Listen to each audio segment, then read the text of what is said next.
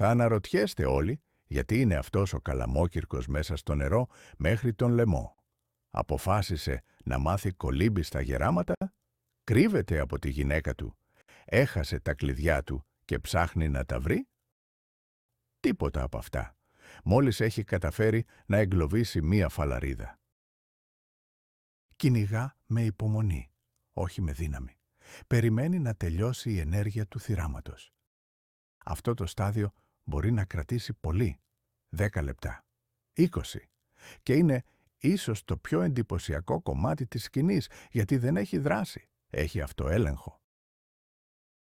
Κάτω από τα πόδια του η φαλαρίδα κάνει την τελευταία της προσπάθεια, ένα δυνατό σπρώξιμο, ένα τίναγμα απελπισίας. Επιτέλους, τα κατάφερε. Προσπαθεί να απογειωθεί. Μετακινείται ελάχιστα πιο πέρα, ανεβαίνει πάνω στο σώμα της φαλαρίδας και αρχίζει να την ξεπουπουλιάζει. Η φαλαρίδα είναι πολύ βαριά.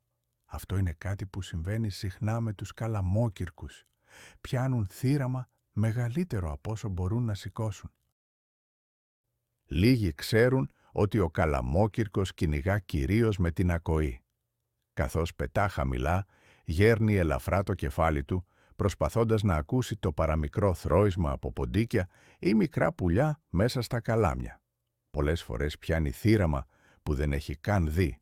Ο καλαμόκυρκος στέκεται ακίνητος, σχεδόν βυθισμένος, γιατί κρατά το θύραμα με τα νύχια του κάτω από το νερό. Οι φαλαρίδες είναι δυνατά πουλιά, εξαιρετικοί κολυμβητές, με βαριά κόκαλα και μεγάλα πόδια. Ο καλαμόκυρκος αφαιρεί πρώτα τα φτερά για να φτάσει γρήγορα στους μύες και στα όργανα με τη μεγαλύτερη θρεπτική αξία. Λίγο αργότερα αρχίζει να τρώει κανονικά, ήρεμος, χωρίς βιασύνη. Έτσι τρέφεται ένα αρπακτικό των υγροτόπων. Ο καλαμόκυρκος είναι από τα λίγα αρπακτικά που κυνηγούν συστηματικά μέσα στο νερό.